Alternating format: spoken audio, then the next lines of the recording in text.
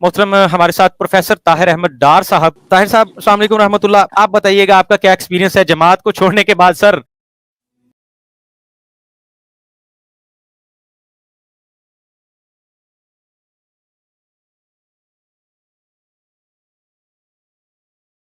نوکری تو السلام نہیں چلی علیکم گئی؟ ورحمۃ اللہ وبرکاتہ. جی السلام علیکم ورحمۃ اللہ وبرکاتہ. جی الحمدللہ ثم الحمدللہ کہ یہ ایکسپیرینس جو ہے یہ وہی بات جس طرح سارے پینلسٹ ہمارے دوست بیٹھے ہیں اسکول دستے کے وہ شیئر کر رہے ہیں کہ بچپن سے یہی پڑھایا جاتا ہے کہ جو جماعت سے دور ہٹتا ہے اس کا خدا روٹھ جاتا ہے، اس کا رزق چلے جاتا ہے، اس پہ جو معاشرے میں زندگی تنگ ہو جاتی ہے، وہ جنگل میں جیسے چلے جاتا ہے، بھیڑیوں کے جنگل میں چلے جاتا ہے. تو بہت ساری باتیں ہیں اور یہ پھر اس انتظار میں ہوتے ہیں کہ اس کا سائیکل پنچر ہو، اس کو ہم نشانی بنائیں اپنی اس صداقت کی.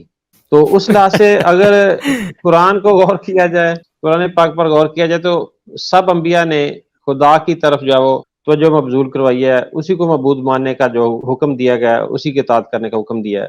یہ واحد نبی تھے دنیا میں جناب مرزا غلام احمد صاحب، جن کا ایک ہی پیغام تھا، موت بانٹنا اور خوف بانٹنا. ان کی ساری زندگی میں آپ ان کی کتابیں بھری ہوئی ہیں کہ یا انہوں نے موت بانٹی ہے یا انہوں نے خوف بانٹا ہے، اور خود بھی اس خوف بانٹنے کے لیے ڈرامے کرتے رہے ہیں. کبھی جی زلزلہ آ رہا ہے، میری زندگی میں میری ہی صداقت کے لیے آئے گا، بہت بڑا زلزلہ آئے گا، خود خیمے لگا کے اپنے باغ میں بیٹھے رہے، لیکن وہ زلزلہ نہ آیا، البتہ مرزا صاحب اس دنیا سے چلے گئے.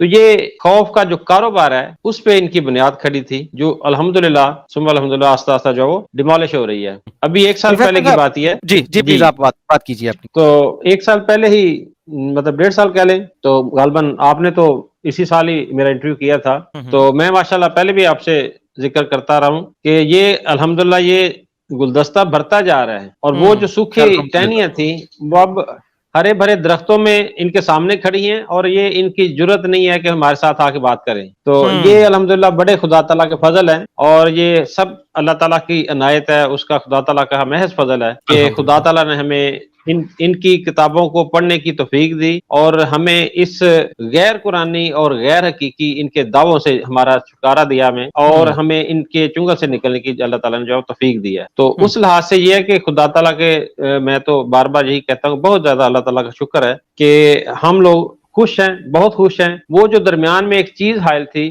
جو محسوس ہوتی تھی کہ یار کسی چیز کی کمی ہے، بنیادی طور پہ جو ہمارا جو مطمئن نظر ہے وہ تو اللہ اور اللہ تعالیٰ کے رسول صلی اللہ علیہ وسلم کی ذات ہے. تو ان کا جب جو بھی خطبہ اٹھاؤ، جو بھی ان کی ریڈنگ اٹھاؤ، جب جو بھی چیز یہ ڈیلیور کرتے تھے، اس میں خلیفہ وقت اطاعت، اس سے آگے بات ہی نہیں جاتی تھی. اب ان کی تحریروں میں، ان کی خطبوں میں یہ بات ہے کہ ایک لائن آیت، اور پھر مزیداری کی بات ہے کوئی بھی آیت لیتے ہیں اس کو اپنے مطلب کے مطابق ملحدین کی طرح اپنے مطلب کی طرف لے جاتے ہیں، اور آگے ایک حدیث کا کوئی پیس لگا دیں گے کہیں سے نکال کے جو ان کے مطلب کو جس کو یہ فالو کر سکیں. پھر آگے جناب مرزا غلام احمد قادری نے یہ فرمایا، یہ سٹائل ہوتا ہے ان کا. ایگزیکٹلی. اچھا میں اسی سے ریلیٹڈ میں آپ سے کوشچن کرنا چاہ رہا تھا، کیونکہ آپ کا تعلق محکمہ تعلیم سے ہے، اور آپ یقیناً آپ اسٹوڈنٹس کو پڑھاتے ہوں گے، آپ اس چیز کو اچھی طرح سے سمجھتے ہوں گے کہ جب کسی چیز کوئی بتائی جائے، اسٹوڈنٹ کو کوئی بات بتائی جائے، تو جب ان کے ذہن میں کوئی سوال آتا ہے وہ ہاتھ کھڑا کرتے ہیں. اب خاص کر اب ریلیجیس میٹرز ہیں، اب مذہب کی بات ہے. کیا جماعت احمدیہ کے اندر اس طرح کا کوئی سینیریو ہے کہ جب آپ کوئی مذہبی بات یا کوئی مسئلہ بتا رہے ہیں تو وہ لوگ جیسے قرآن میں اللہ تعالیٰ فرماتے ہیں کہ میری آیتوں پہ اندھے بہروں کی طرح مت گرو، correct me if I am wrong, Aamir Munir صاحب بیٹھے ہیں مجھے کریکٹ کر دیں گے اگر میں غلط کروں، لیکن مفہوم یہی ہے کہ اپنی عقل استعمال کرو، سمجھو، سوچو کیا یہ چیز وہاں تھی، اور اگر نہیں تھی تو اب اسلام کے اندر آپ اس کو کس طرح سے دیکھتے ہیں پلیز. جی ایگزیکٹلی یہ بات تو اللہ تعالیٰ نے بڑے واضح طور پہ فرما دیا، اور قرآن پاک کا پورا اگر مفہوم اس کو دیکھا جائے تو اس میں غور و فکر تدبر کا حکم ہے. تو جب تک ہم غور و فکر سے کام نہیں لیں گے، خدا تعالیٰ کی پہچان بھی غور و فکر سے ہی ہوتی ہے. زبانی کلامی کہہ دینا خدا تعالیٰ کی ذات کو ہم مان لاتے ہیں تو یہ وہی بات کے مان دلوں میں داخل نہیں ہوتا. تو یہ اس کلٹ میں کوئی ایسا سسٹم نہیں ہے. ان کو جو کوشچن کرے تو جو ان کی طبع کے مطابق ہو، جو ان کے سسٹم کو ہٹ نہ کرے، اس کا تو یہ جواب دے دیں گے تھوڑا بہت گول مول کر کے. لیکن جو کوشچن ان کے سسٹم کو کوشچن کرتا ہے وہ ان کے لیے ناقابل برداشت ہوتا ہے. اس کی مثال میں آپ کے سامنے بیٹھا ہوں، اور بھی لوگوں کو ایکسپیرینس ہوگا اسی معاملے میں. ابھی آج میں کچھ دوست کو ریفرنسز بھیج رہا تھا، تو اس میں وہ میرے سارے میں نے پرانا مٹیریل نکالا ہوا تھا، اس میرے بے شمار خطوط تھے جو میں نے جماعت کے ان سب بڑوں کو لکھے تھے، ایون मिर्जा मसूर साहब को भी, कि उनका कोई जवाब नहीं आया, और आखिर पे एक डिग्री इनके पास होती है कि जी हमने खराज कर दिया। और मजेदार की इखराज बात कर कि एक कैसा गैर कुरानी इनका इस्तदलाल है कि जी वो मुर्तद हो गया। अब मुझे ये बताएं, आपके फोरम से भी मैं इनको ये क्वेश्चन कर रहा हूँ कि क्या अल्लाह और अल्लाह के रसूल सल्लल्लाहु अलैहि वसल्लम को मानने वाला और सब अंबिया पर ईमान लेने वाला मुर्तद कैसे हो सकता है? एग्जैक्ट प्रोफेसर साहब, सवाल आ गया आपका। मैं लास्ट चीज आपसे ये जानना चाह रहा था कि अब इसको इस्लाम के अंदर आप किस तरह से देखते हैं? क्या यहाँ भी सेम यही है कि कोई हमारे अलामा, कोई इमाम, वो अपनी बात बताने के बाद कहते हैं मैं हरफे आखिर हूँ, बस अब आपने कुरान नहीं खोलना? जी, ये मेरा तो एक्सपीरियंस जो अल्हम्दुलिल्लाह मैंने लास्ट मतलब जो ऑफिशियली मैंने डिक्लेयर किया था जब तो उसके बाद तो मेरा तो एक्सपीरियंस अल्हम्दुलिल्लाह बहुत अच्छा है। मुझे तो वो मोहब्बत मिली है, मैं कहता हूँ कि सारी उम्र शायद उस मोहब्बत के लिए मैं, अगर मैं काश मैं इससे पहले जो है वो इस चीज का डिक्लेरेशन दे देता या इससे पहले डिक्लेयर कर देता अपने आप को, तो माशाअल्लाह। मुझे तो अल्हम्दुलिल्लाह हर तरफ से मोहब्बत मिली है। आज भी मैंने उस मोहब्बत के नज़ारे देखे हैं, रोजाना देखता हूँ अल्हम्दुलिल्लाह। तो बिल्कुल कोई ऐसा गैर कुरानी जज़ाकल्लाह। काम नहीं है जो मतलब प्रिवेल कर रहा हो जिसको हम माने या उसको मानने के लिए मजबूर हो, कोई ऐसी बात नहीं है। हमारा दीन है, हमारा कुरान है, हम उसको जिस तरह इंटरप्रिटेशन की हुई है हमारे बुजुर्गों ने, हमारे मुफस्सिरीन ने, तो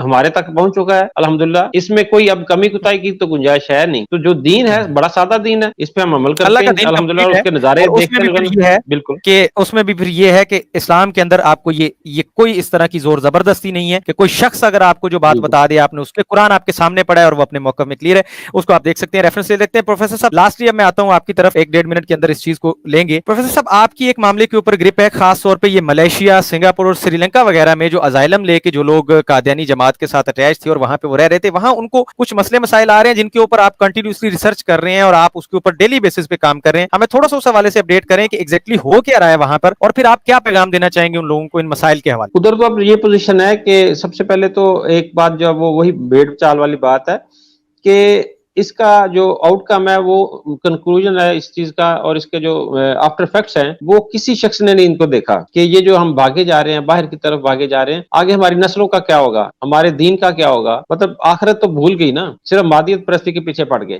तो ये लोग जोग दर जोग जब निकले हैं यहाँ से पाकिस्तान से, एक बहाना बनाकर जी हमें मजहबी आजादी नहीं, भाई मजहबी आजादी तो आपको जहां पे बैठे हैं मजहबी आजादी मिल जाएगी। लेकिन वहां पर जो मलेशिया में ये सूरत हाल है कि जो इनके केसेस अराउंड अबाउट 1200 के करीब थे केसेस, उनमें से 800-850 जो 4500 की स्ट्रेंथ थी उधर मलेशिया में, तो उनमें से कोई 1200-1250 के करीब जो केसेस तो इनके अप्रूव्ड भी थे, स्पेशली जो क्लियर थे। अब उनका भी जो स्टेटस ये है कि उनको रोक दिया गया है, जिनको कंट्रीज जो थे अलाट होने थे उनको भी रोक दिया गया, और इनके अपने ही बंदे, अपने ही जमात के बंदे जो उनके साथ जो सलूक कर रहे हैं, जो खबरें सामने आती हैं वो बड़ी भयानक सी खबरें हैं, और इवन अपने ही बंदे अब इनके खिलाफ एप्लीकेशंस भी दे रहे हैं, इनके इस सिस्टम के खिलाफ भी एप्लीकेशन दे रहे हैं कि ये हम पर जुल्म कर रहे हैं, और जिस तरह ये लूट रहे हैं उन लोगों को, उनको ब्लैकमेलिंग करके उनकी इज्जतों के साथ खेल रहे हैं, और जिस उनकी दौलतों के साथ जिस तरह ये खेल रहे हैं, खिलवाड़ कर रहे हैं, वो अब काफी हद तक अल्हम्दुलिल्लाह कन्वे हो रहा है, मैसेज आगे भी कन्वे हो रहा है, और जो दूसरे कंट्रीज हैं वो इससे अवेयर हो रहे हैं, और अब इनकी वो पोजीशन नहीं है जो आज से 2-4 साल पहले की पोजीशन थी। तो इंशाल्लाह इन पे ग्रिप मजीद टाइट होगी,